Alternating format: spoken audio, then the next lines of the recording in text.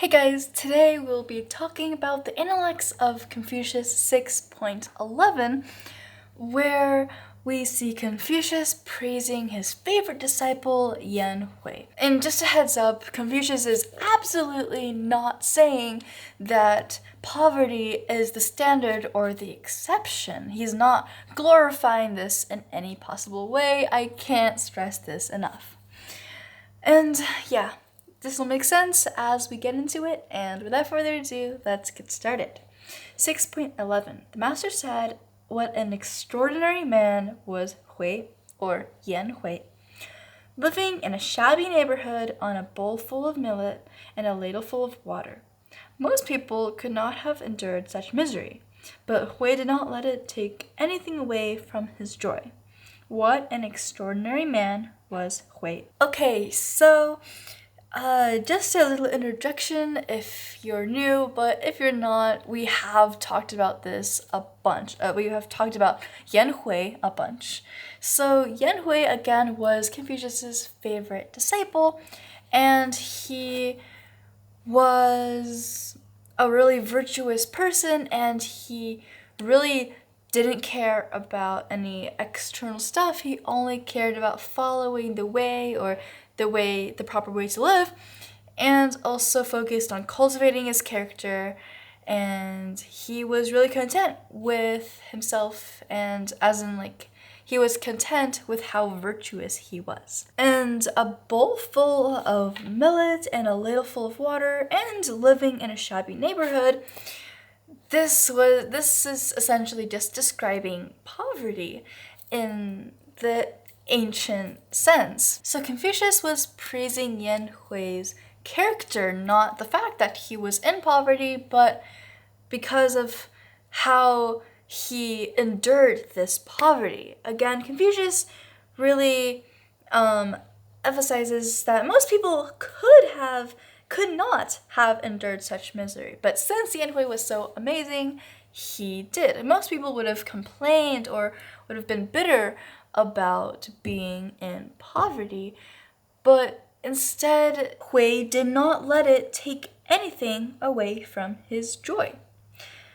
So this is essentially saying that although he had nothing, although his resources were scarce, everything was scarce, and he was in a very harsh condition, and he had almost no social visibility. He didn't let his joy depend on external circumstances, because external circumstances, you have, if you base your joy on that, then you're essentially just putting your joy where you can't control it, because you can't really control what happens to you, so you'll just go up and down, up and down, up and down. So for example, today you won the lottery, whoopee, hooray, and then maybe something bad happens, like a flood, or I'm just making this up, or you put all that money into the stock market and it went all crashing down, or something like that. Something completely out of your control happens, and boom, your money's gone, and now you're sad. And then something good happened to you, wow, you're happy.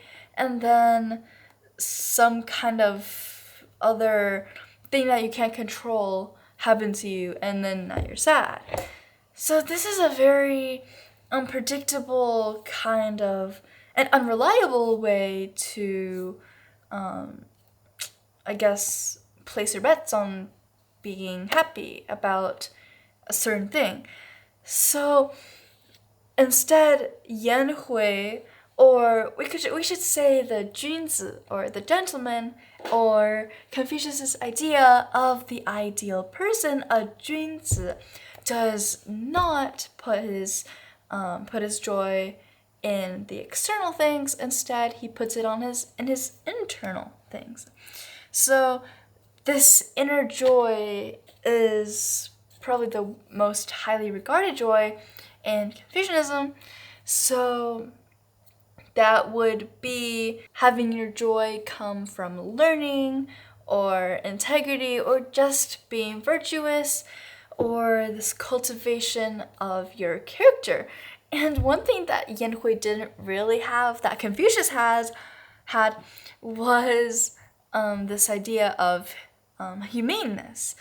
And Confucius, he did essentially everything that Yan Hui did, except he added a totally new thing.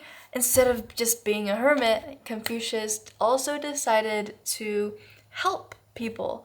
And so that can also be a source of your joy, helping people get better, or yes, just helping people using your wisdom that you have cultivated. And I just want to restate the disclaimer just because it's a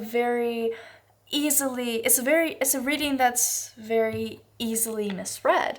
So Confucius is not saying that poverty is good and wealth is bad. And he is also not saying that you should stay in poverty.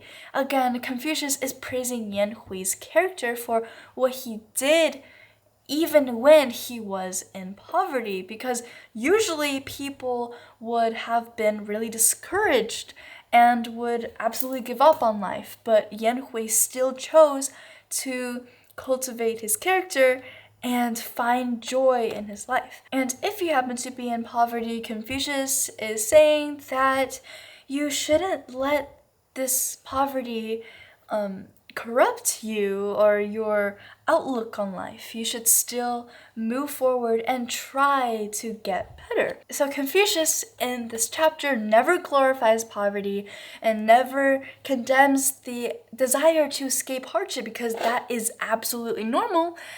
And he is not saying that you should stay in poverty. He's not saying that poverty is what makes you virtuous. It is absolutely not.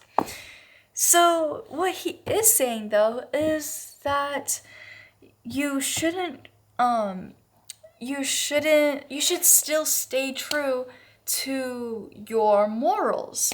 So for example, if the only way to get rich is to do something that is morally incorrect, then you shouldn't do it. It's better to have moral integrity. It's better to stay true to your values, to your principles, than do something that is obviously not right just in order to get rich.